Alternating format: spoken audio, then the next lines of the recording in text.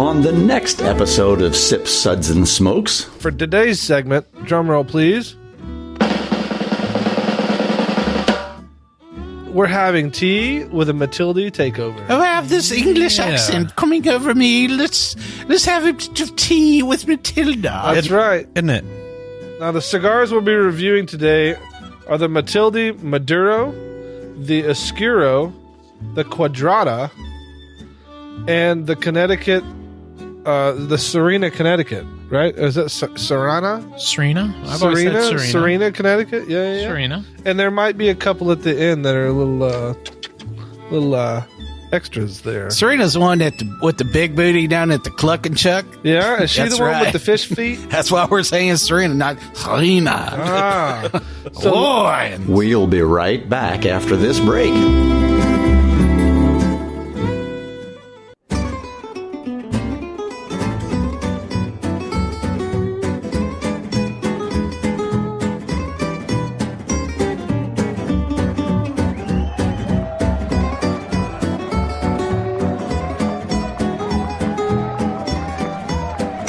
Brought to you almost live from the Dude in the Basement Studios.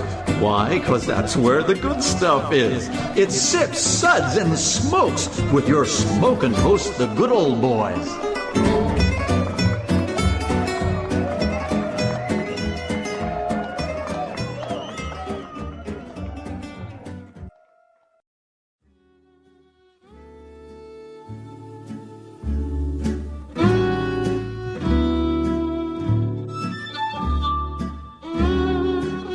Hey man, got a light?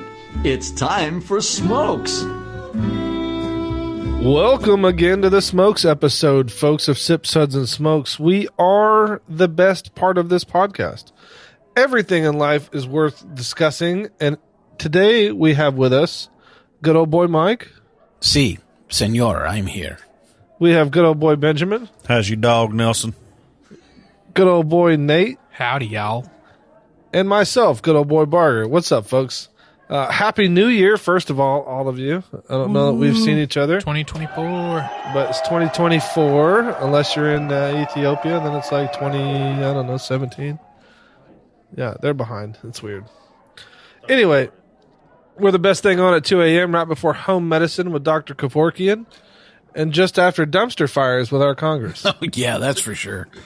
As you know, as well, I hope most of you know, our smoke segments are all about cigars or, well, anything that you can smoke. And for today's segment, drum roll please, we're having tea with a Matilde takeover. Oh, I have this English accent coming over me. Let's have a bit of tea with Matilda. That's right. Isn't it? So strap on and hang in tight. Whoa, wait a second. This is a family-friendly cigar show. Strap on and hang on tight. That's right. Okay, yeah. We're going in deep. I wish to register a complete... We're going to have fun today, but don't worry. If What you miss kind of anything, personal lube do I need for this show? That's what I need to know right now. we're going to go with banana flavored. banana flavor? Yeah, that's right. Bananas today. If you miss anything, folks, you can download the full episodes from anywhere you have podcasts or anywhere you listen to us. You can download them, take them on your drive, get on that airplane, do it offline, whatever you want to do, folks. But before we dive into the shallow end of the pool, remember the buddy system. Where's your buddy? You got a buddy? Who's Buddy? got Who's buddy? buddy? Who's got the buddy? Nobody? Yeah, all I see is somebody standing on the side of the pool with a strap on and fresh lube. That's all I see at this point. And we're swimming. And the ombudsman has been triggered again. That's Yes. right. That's right. If you're a cigar newbie, fret not. We got you covered on our Cigar 101, where all of the cigar speak will be decoded. Just search Sip, Suds, and Smoke Cigar 101, and that episode should pop right up for you on the link. Banned. Yep, that's right. So, good old boy myself is going to be giving you our new smokes rating.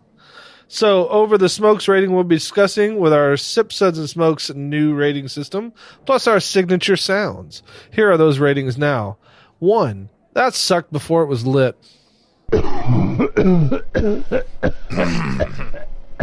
2, hey, at least I lit it. 3, I would smoke this again. 4, all right, how much you want for him?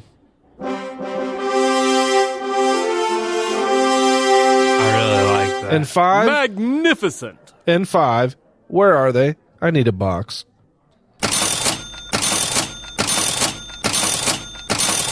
That's right. Now, the cigars we'll be reviewing today are the Matilda Maduro, the Oscuro, the Quadratta, and the Connecticut, the Serena Connecticut, right? Is that Serena? Serena? I've always said Serena. Serena Connecticut? Yeah. Serena. And there might be a couple at the end that are a little extras there. Serena's the one with the big booty down at the Cluck and Chuck. Yeah, is she That's the one right. with the fish feet? That's why we're saying Serena, not Serena. Ah.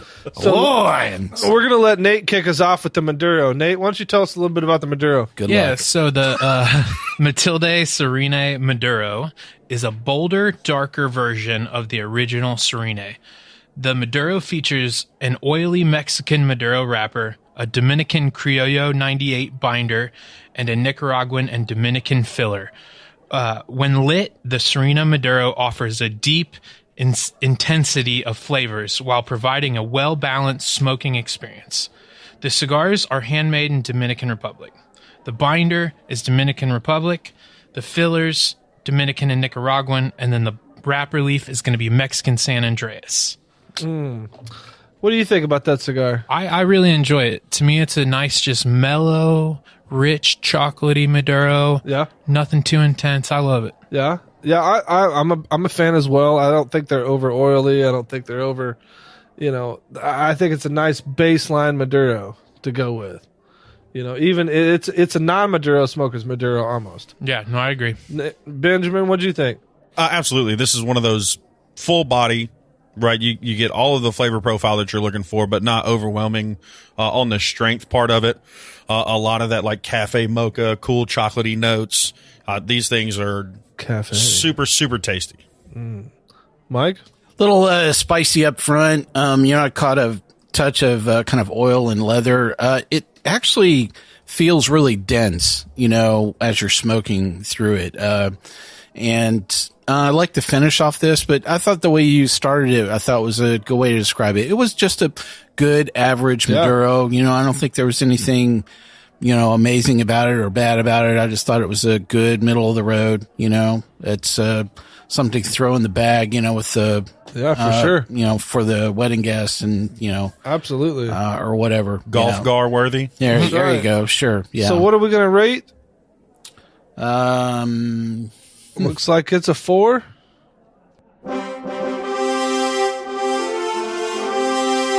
a good Maduro, folks. Check it out. Magnificent. It's going to be fun time, man, for sure. So here a little bit. Let's take a couple minutes and let's talk about Matilde. So Benjamin is going to tell us a little bit about him. Yeah, so Matilde is a resurrection brand.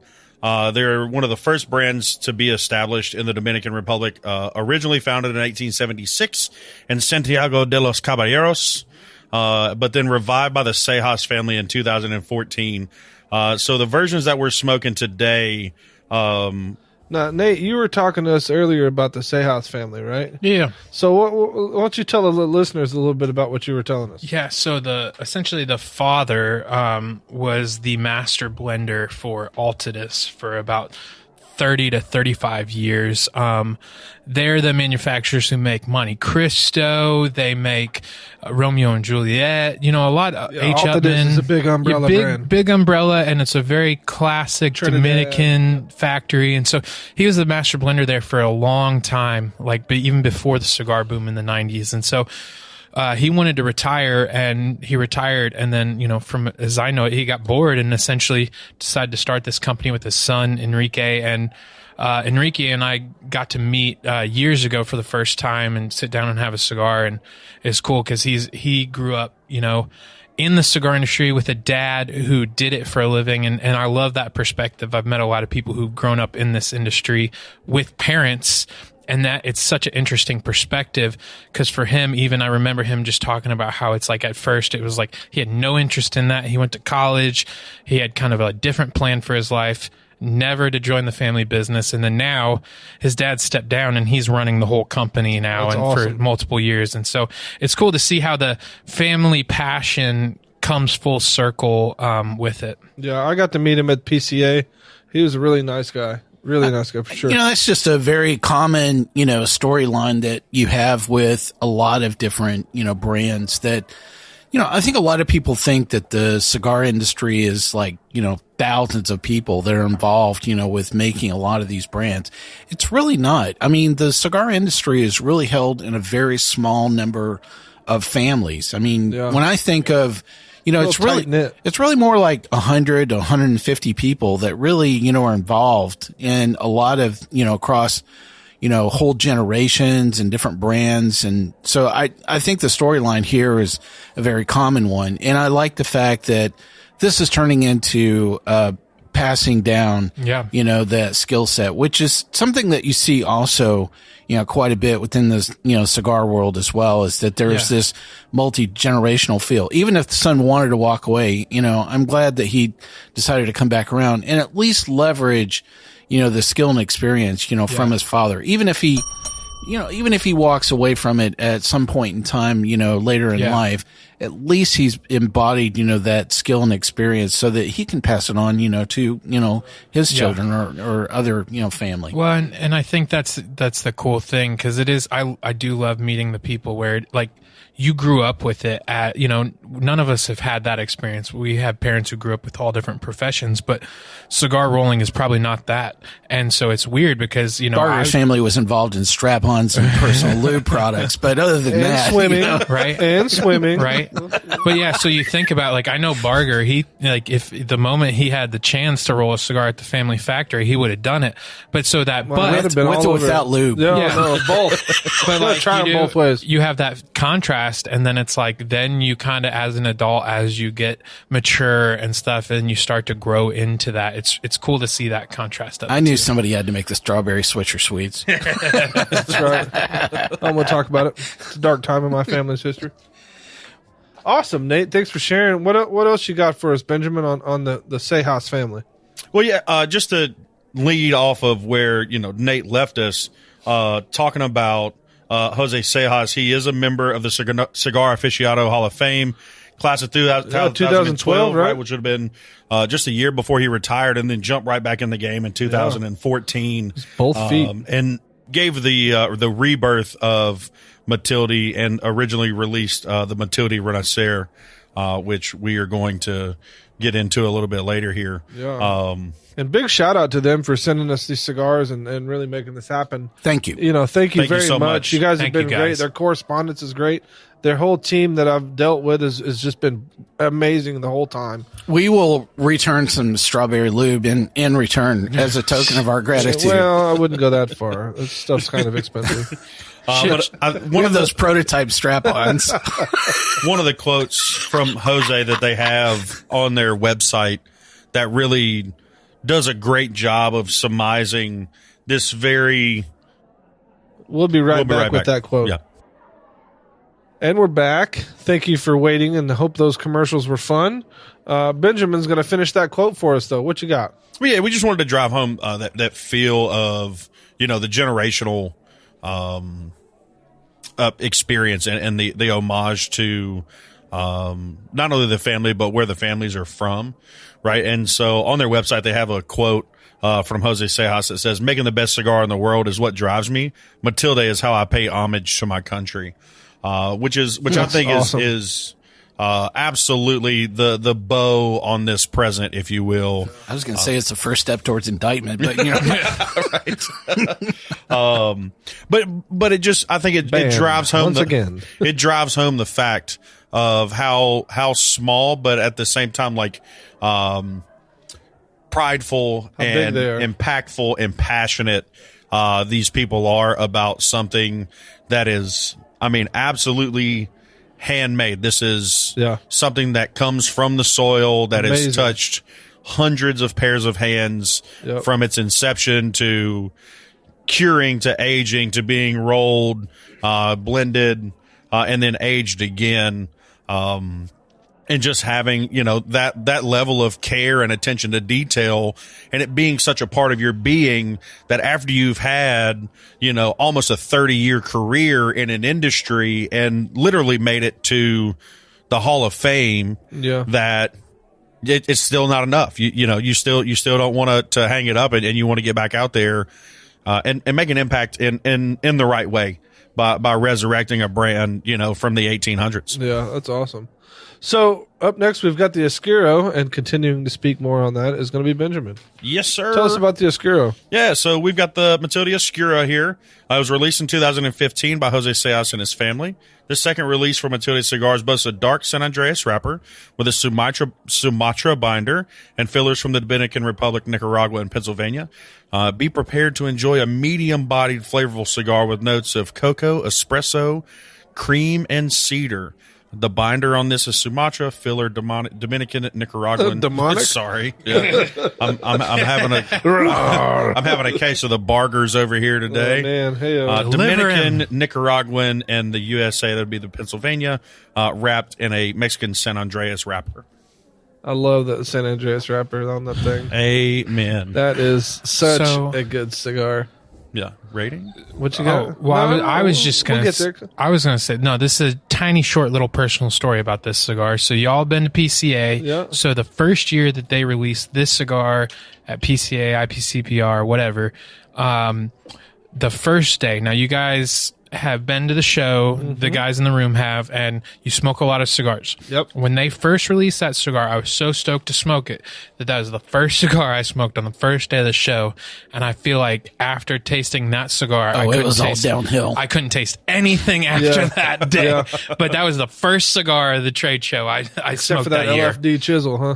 Yep. Well, and I think when you hear some of our, tasting notes, about this cigar, I think you'll understand why, because it really is an embodiment of both a really good Oscuro, with the San Andreas wrapper. I mean, this really brought an awful lot of the thing that I wrote in very, very big letters is mint. This was a mint factory through and through, all the way from the point it was lit until, it finished out. It just stayed. And it wasn't like a menthol, kind of, an alcohol induced kind of, mint. It was just, it literally tasted like somebody had just stuck your head in a big bowl of mint and rubbed it, back and forth. And those oils were, I wasn't. I actually had this, fresh. Julep? No, this is mojito all day, every day. Yeah. A nice, beautiful aged rum, some fresh mint, a little bit of cane for sugar. sure. Big flavor bomb. Yeah. What I love about that, man, I think that it blends the Oscuro and with the San Andreas wrapper, it just, those spices blend together to just, I absolutely love this cigar. This was a Hands good down, I setup. love this Great. cigar. Absolutely. So what's our rating? We're going to go 5 with that. First 5 on the new rating. Congratulations, Oscuro. Get you that box of Oscuros. Come on now. right. Gotta get them. Where's a box? Feel free to send us a box, folks. Where's a box? I think the other thing that really, Nate and I had a small conversation about San Andreas wrappers earlier today, and we were talking about a little bit of that minerality, almost metallic kind of taste, and 300%. Yeah. That is what runs through this, and that mint just evolves that into something that is as deep and as bold as this cigar is. It has this nice, cleansing, refreshing finish. Yeah, it's not pungent and beats on your flavor like it beats on your palate like a typical Oscuro would. Right. But the thing I love is, like, as you guys are describing this cigar, if somebody on the interwebs had never seen it in person, you might think it's a lot lighter of a shading that it is. And that's the thing too, is I do find that it has a good amount of nicotine strength too, to carry forward with that refreshing kind of aspect to it too. So it's just a nice, I don't know, it's not what you expect. Yeah. I will definitely be revisiting this cigar again. All right.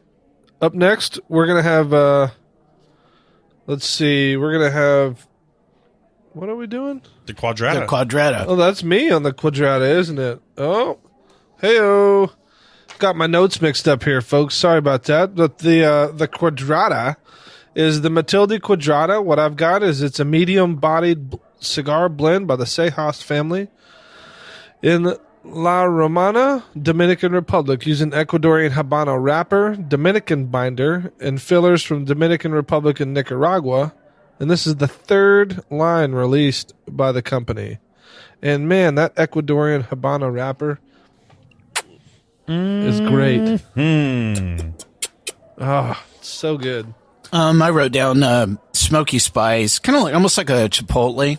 Kind of that smoke that you would get when you typically, would smoke a jalapeno wood that would have kind of a subtle spice on it. There were like hints of mint through this. So there was, it was a little bit of a cornucopia. There was a lot going on here.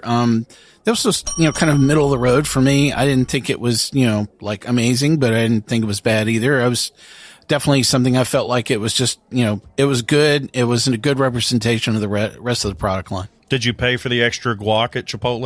Or? No, he gets it for free. It's because I bring the strap-on and their favorite lube. That's the reason why I get all the good stuff at Chipotle. That's his tip. Don't you know that is the secret? That is his Did you not get the company memo, Benjamin? Banned once again. Absolutely. That's yes, right. for sure. That's right. I get a really strong nutmeg kind of presence on this cigar. To Really? me. Yeah. I was kind of in the allspice family on it. It was good. This one for me is the like nice toastiness of like fresh roasted almonds. Like it is very much so. We're not talking Marcona here. These are skin on, kind of waxy almonds. A lot of that like toasty, nutty finish comes all the way through this. I think one of the other things that's one of my favorite flavor nuances to Matilde is they all seem to have like this really well balanced spice undertone. Though it's not necessarily pungent or well expressed, you definitely get it on the retrohale, but they all have this just like real nice, almost cleansing, palate resetting spice that are underneath a lot of their blends, which I really, really enjoy. Yeah, I definitely enjoy the retro on that one, for sure. It's definitely very, it's very clean for a Habano, and I think to carry on with your point, it was very crisp and clean, kind of just an all around good Habano. And I've been on the Habano train this year. Oh man, I love Hard. the Habano train. Mike hates them, but I love them.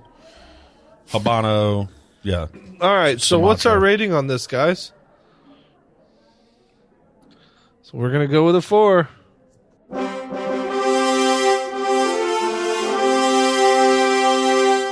Magnificent. All right, so up next, Mike is gonna go over the Serena Connecticut, and that's What do you think about that? Tell us a little bit. So the Matilda Serena offers your palate a mild to medium smoke with earthy dark cocoa, black pepper, and sweet notes, made in the Dominican Republic at the Matilde factory. The cigar has excellent burn, construction, and draw. The binder is Dominican, the filler is Dominican Nicaragua, the wrapper is Ecuadorian Connecticut shade. So some of my own notes around this. I have to say I am a sucker for this, combo. I wrote down like a fresh can of mixed nuts with creamy cashews dominating the flavor, big marshmallow puffs to fill the mouth with all that sweet, creamy mouthful. There's no lube involved with this, by the way. I got a little barnyard in the last third of the stick, kind of horse blanket, hay, some tack leather. I really liked it. This is a complete Ecuadorian, Connecticut wrapper and DR filler experience. I mean, if somebody walked into the shop and said, hey, this is what I'm looking for, I would have no problem in saying this is one of many. This is probably going to be in the, in the top 10% of, that combo for sure. So I would absolutely go back to this. I thought it was great. This is breakfast All day. all day long. This is that first cup of coffee, right? Get that latte going. This one is a great way to start your day. Still with like this nice kind of fresh hay, kind of crisp finish on the end of it. It doesn't necessarily like linger. It's not super oily on the palate. So it's something that you can smoke, first thing in the day, afternoon, but it's not going to cling to you, not really going to ruin the rest of your day. Love this Connecticut. Also, too, since starting with the Sips, Suds, and Smokes podcast, I've really broadened. I thought he was going to say posse there for a minute. So close. I thought he was going to say strawberry lube, but that's okay. How many times can we fit that in this podcast? Yeah, right. 7 if you were counting, but that's okay. There's going to be a drinking game for that. That's right. There. That's right. That's right. Get your drinks I have ready. a goal. They're going to be drunk I'm almost by the end there. of it. But yeah, so this is just one of those smokes, right? It's an all day kind of thing. It's something that you can get into. That's not going to cling to you. You can go on about your day after smoking this thing. I thought it was it was a lighter side, but it was also real earthy.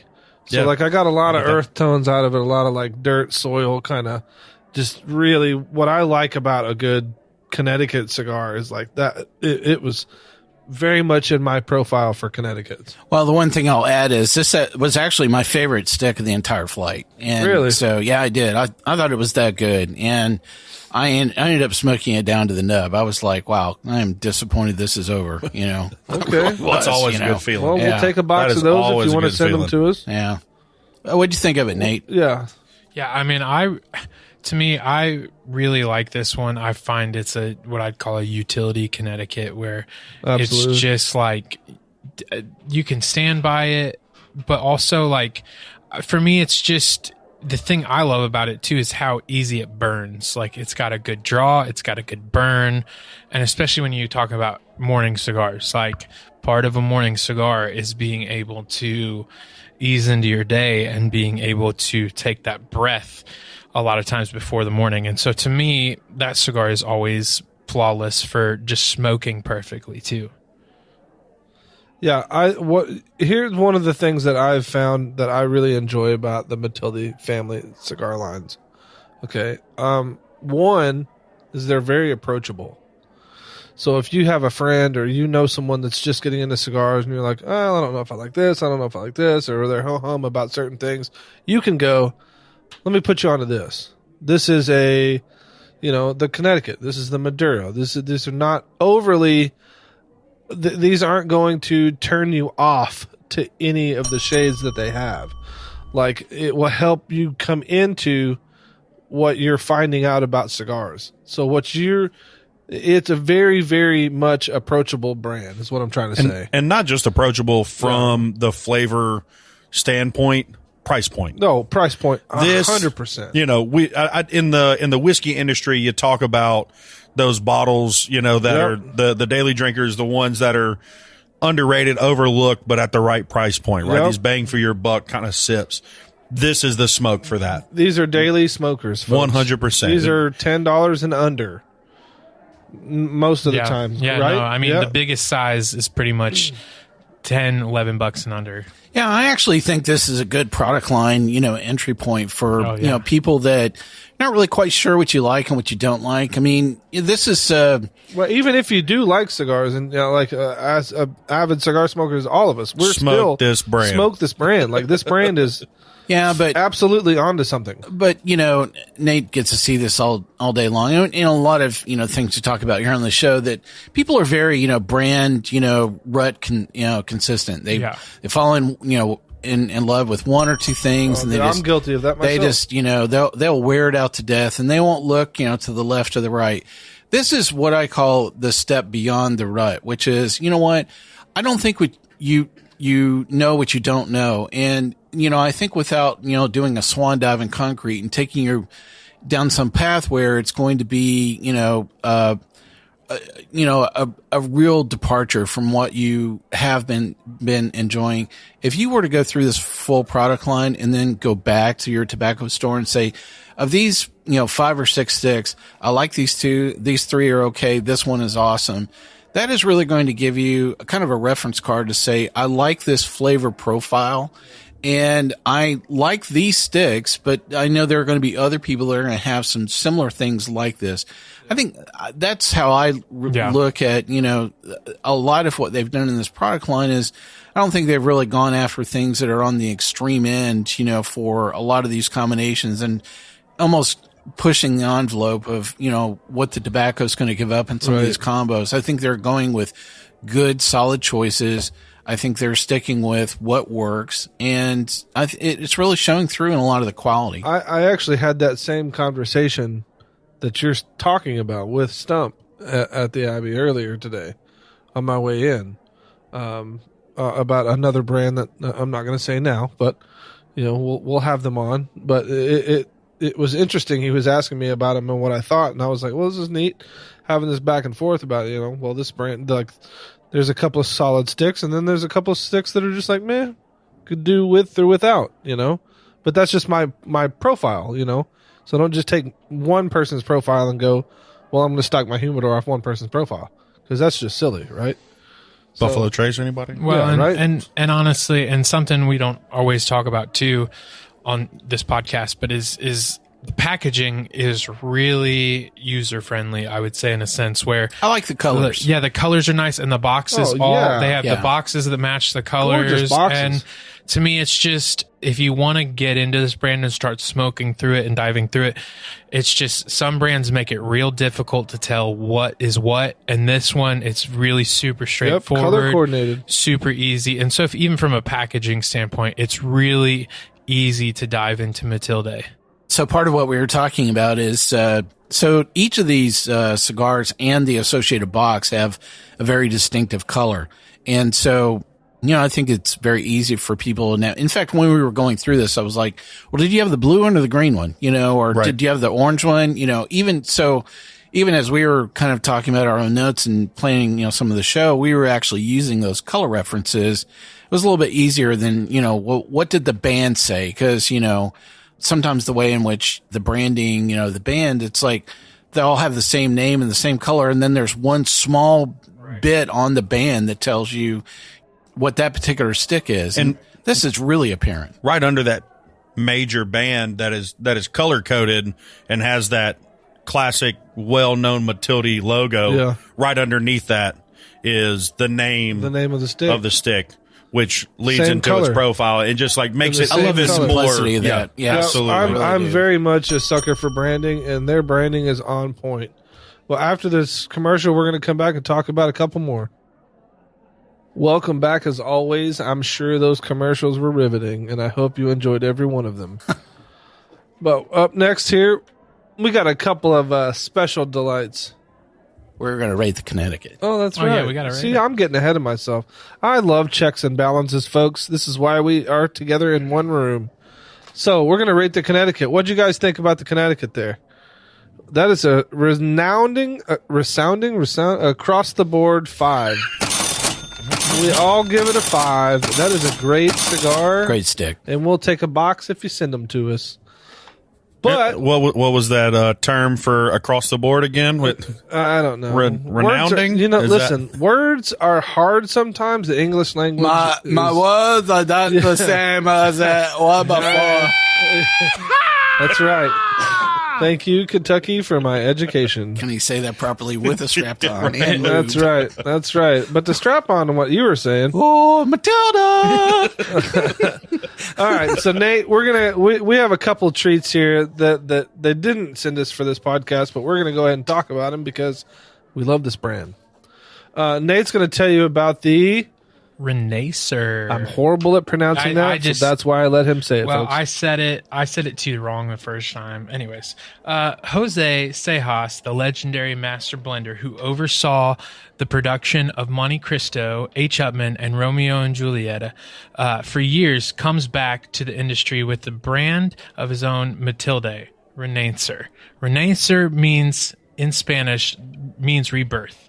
And this portrays both the resurgence of Jose Sejas and the rebirth of an old Dominican brand made by Tabacalera La Matilde in 1876 in Santiago, Dominican Republic. Matilde Renacer cigars are made in predominantly Dominican filler with a bit of Nicaraguan and Dominican binder and an Ecuadorian Habano wrapper. The binder is Dominican, the filler is Dominican and Nicaraguan, and the wrapper is Ecuadorian Habano. So, Tell us a little bit about this cigar. So, well, first off, this is their first cigar they ever I thought released. so. Yes. This was the flagship. Yeah, so this is the first cigar they ever released. And the thing about this one is compared to the Quadratta, because on paper they look like the same blend. Yep. The Quadratta is completely box pressed. This is completely round. But to me, this one has a lot more depth and a little bit power behind it. I get strong caramely notes.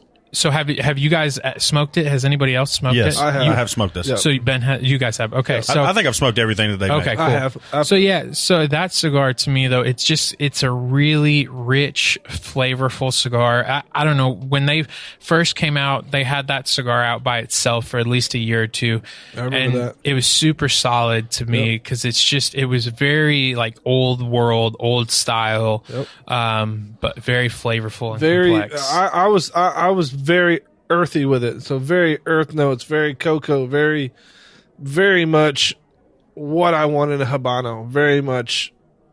Words are hard for me today, and folks. not to use the overburdened industry term, but terroir. Yeah. This thing is a taste of the soil where it grows. That's absolutely right. In the best ways possible, because it definitely has those nice earthy,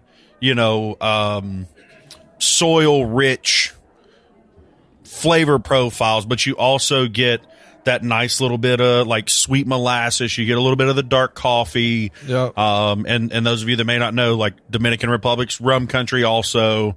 And so this thing, like I could just imagine sitting with a nice Dominican rum with all of those earthy vegetal flavors and pairing the Renacer with it and having an experience. I will say, if you have not had a Renacer, go get one.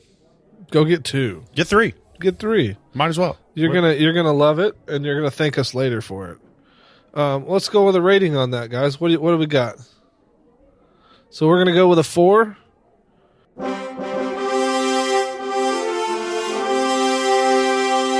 So I've got magnificent. I always forget it says that at the end. I'm going to catch that on the next We can episode. tell. On the next episode, I'm not going to say a word until I hear that. That's right. You'll see, folks. Listen to the next episode and hear me screw up again. On today's episode. So I've got a wild card for you guys. They, at the PCA, I got one of their limited exposures. Which have any of you guys had a chance to smoke with it? Which one? One or two? It was What red. color? Red. It's number one. It's number one. Number one. No, number one. That's what I thought. So, the three of us, did you not? Okay, you didn't partake. Banned once again, Mike. I wish to register a complaint. Yep, he always complains. That's how he feels about it. So let me tell you about this limited exposure. It's written that the limited exposure is a series of limited release premium cigars by this brand, Matilde. This cigar in the series will be available in limited quantities and offered at certain times throughout the year. Each cigar in the series bears the blend's number of the year that it was produced. The beautifully crafted cigar features mouth-watering, oily, dark Mexican Maduro wrapper placed over a binder and filler made of Dominican Republic. It's handmade in the Dominican Republic by Matilde, the Tabacalera La Isla factory, which is owned by Hostess Fernandez Quesada. Quesadilla? Yikes, Maybe. bro. Come on. I'm Yeah. horrible Come on. with names. Yeah. Yeah, Quesada. Quesada. Thank you for having a Quesada great Cigars. factory, guys. Hopefully you sponsor us sometime. Yeah, sponsor us. Let's go. Quesada. Man, they made back in the day, not to, well, we'll talk about that another day. We'll talk about that another time. So the binder and filler Dominican with a Mexican wrapper. So what did you guys think? Because I'll tell you what I think. What do you guys think? First off, I do want to know a little bit about this factory, just because this factory is a sleeper factory, in my opinion. Oh, 100%. Well, they opened up a couple years ago. I'm not sure. The dude is somebody connected to the Quesada family, but he So first cigars he put out limited with was Warped. He's done 2 cigars for Warped. Yep. He's done a couple for Matilde. There's somebody else I'm blanking on. But the thing about it is it's a really, really small factory. And if you know anything about like the El Titan del Bronze factory in Miami, I get similar vibes off of that, where it's just you have like a handful of people working there. Everything is really quality control about that place versus, you know, a bigger factory where you're going to be pumping out cigars. This is about special projects, I would say. Yeah, kind of everything's LTE. Yeah. On it, I mean, pretty much. So, I mean, the Warp stuff is regular production, but it's still, it's small production stuff. Yeah. What would you say their productions are? I don't know. I'm not going to guess on that today. Oh, I thought you knew everything. I don't. Nate knows it all, folks. That's on the next episode. He definitely tries. He tries. So what does the interweb say about this factory? Yeah, so I'm just looking through here about Quesada Cigars. The Quesada family has been a part of the tobacco industry for over a century. When they first arrived from Cuba and Spain, they were bakers. But in the early 2000s, Manolo Quesada assembled a new management team around him, which included general manager Julio Fajardo, Manolo's brother, Alvaro Quesada, who's vice president. And the company's farms in they were in charge of a fledgling cigarette operation. Okay. 2002, a plane crash took the lives, unfortunately, of all 3, just leaving Manolo to run the company. Sorry for your loss. Today, Manolo Quesada works with his 2 daughters, Patricia and Raquel, and his niece Esther Quesada, Alvaro's daughter, the 5th generation of the Quesada family. That just goes on. I'm sorry to interrupt, but not sorry. That just goes on to what Mike was talking about earlier, how the families continue to pass these things down. Well, yeah, and I don't know who this guy is because this guy is somebody in that family. Sure. I mean, yeah. But all that to say, it's a really cool factory. Yeah. You should check him out. No, Small. I think it's great. So what are we going to rate this guy? I absolutely love this, and it's a 5 across the board.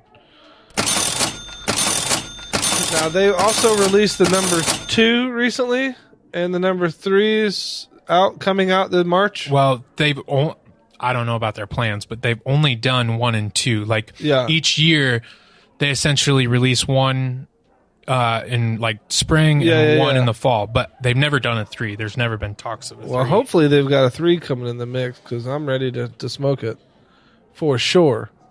So, just like everything life is good and worth discussing, what did you guys pair with these things? Mike, we're going to start with you. Well, you know, there were a couple sticks that I had with a few different things. I actually started off with the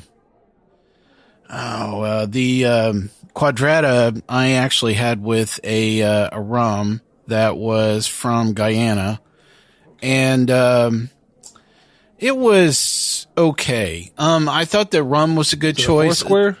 No.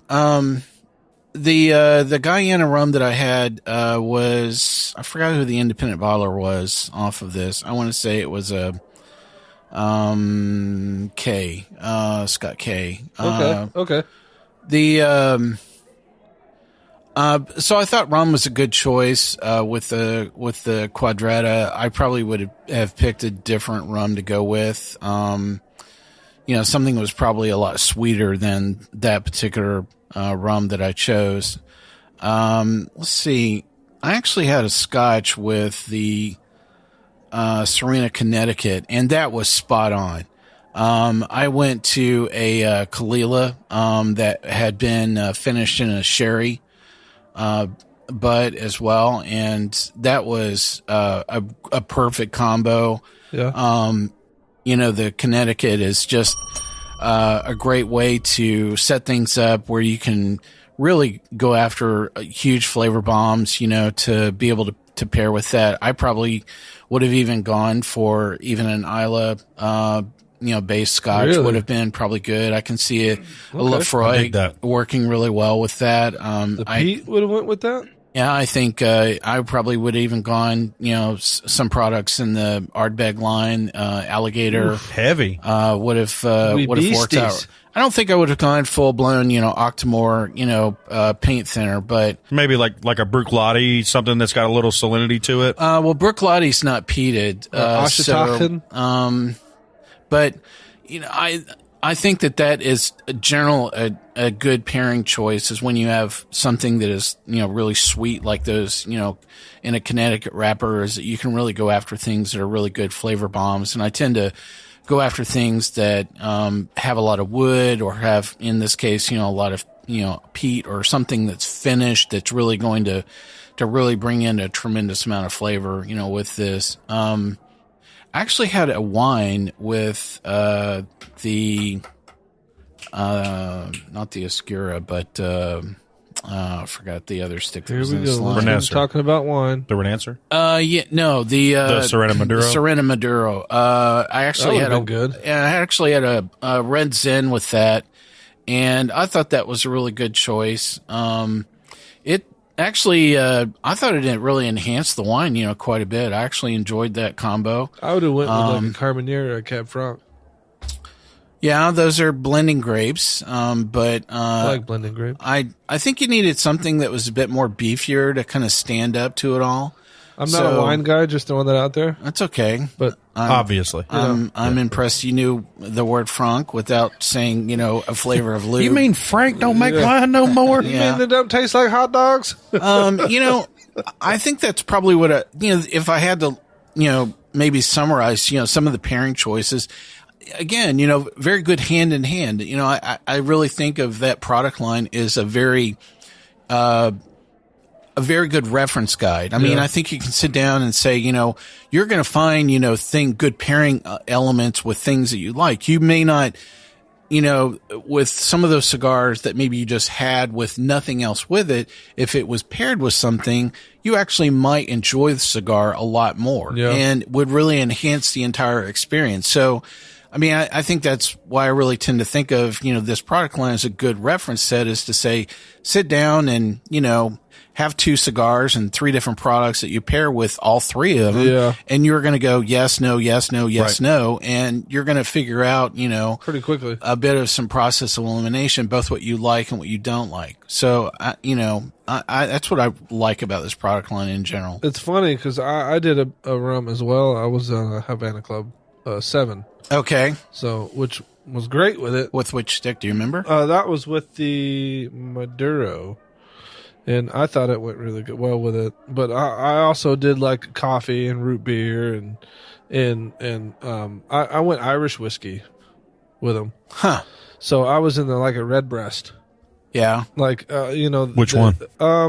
So I did 2 different Redbreasts. I did 12, one of them. 15. Well, maybe. no, one was the little style. Nice. Okay. Which was great. Yeah. With it.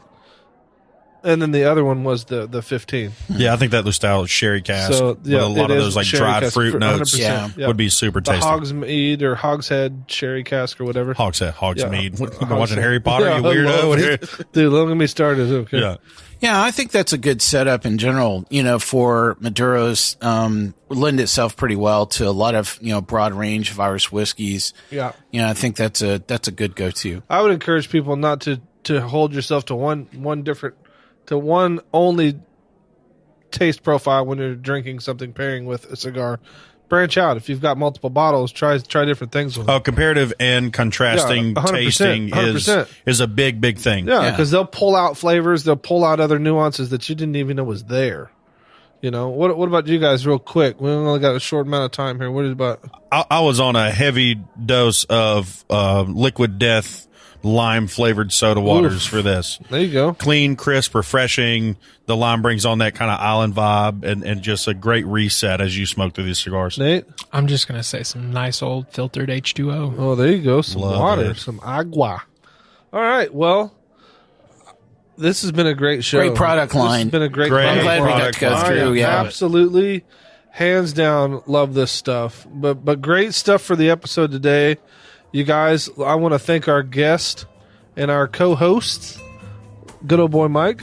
Hey, thanks for joining us on this episode of Sip, Suds, and Smokes. I'll ask you to come back, enjoy another episode, and to keep on sipping. Good old boy Benjamin. Smoke them if you got them. Good old boy Nate. Come and see us again. Come and see us again. That is great words, folks. Thank you so much for taking your time out of your day to listen to us. And I would encourage you to hit the like and subscribe button so you can see what we're doing every day. We come out with a new episode every week. Oh, hang on. I just got a text message. Oh, yeah? We have a new sponsor for Banana Lube. Ooh. Oh, well, we'll get with them and talk about the fiscal responsibilities from them. What would you pair that with? We'll talk about it later. Thanks, folks. Have a good night, and I'm going to tell you to keep on smoking, no matter what it is. We hope you enjoyed this episode. If you're listening to us online, do yourself a favor and tap. Just tap it in. The subscribe button. Give it a little tappy. Tap, tap, tap-a-roo. The easiest way to listen to our show is to ask Siri, Alexa, Google, Uncle Larry, or whoever it is that talks to you on your phone. Play podcast Sip, Suds, and Smokes. We love your feedback, and you can reach us at info@sipsudsandsmokes.com. Our tasting notes flow out on Twitter and Instagram with our handle @SipSudsAndSmokes, and our Facebook page is always buzzing with lots of news. You'll also be able to interact with the thousands, millions, and millions of other fans on those social media platforms. Do us a favor. Take the time to rate this episode if you're listening to us online. That's a big help to us, and we get to see your feedback as well. Come back, join us for another episode, and keep on sipping.